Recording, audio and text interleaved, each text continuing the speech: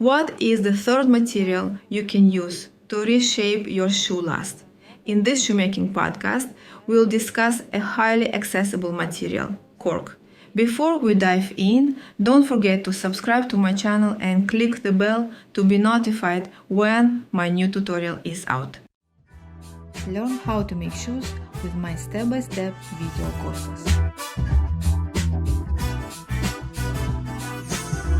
Cork is an extremely useful natural material in shoemaking, offering many benefits. Let's explore the pros and cons of using cork for shoe last reshaping. Let's talk first about the advantages. Number 1. Cork is easy to work with. It cuts effortlessly and can be quickly sanded with a rasp to achieve the desired shape.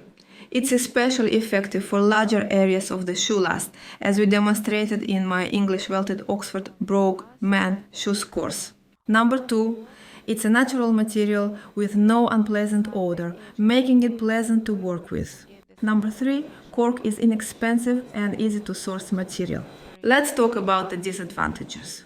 Number 1. Due to its fragility, cork is best used in areas of the shoe last where hammering is minimal, such as the instep and waist. This is where we applied cork in our English Welted Oxford shoe course during the shoe last customization process. Number 2.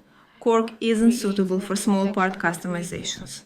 Number 3. It's not ideal for reshaping the toe of the shoe last. Each of the 3 materials we've discussed in the last 3 podcasts, epoxy putty, vegetable tanned leather, and cork, has its strengths and weaknesses. Knowing these characteristics allows you to choose the most appropriate material or even combine them for specific parts of your shoe last. In the barefoot shoe last customization, we used all 3 materials. So, know your tools, and if you have any questions, comment below. Visit Shoemaking Courses online for full step-by-step video shoemaking courses. Learn and make your shoes from home. If you liked the video, don't forget to subscribe to my channel. See you next time.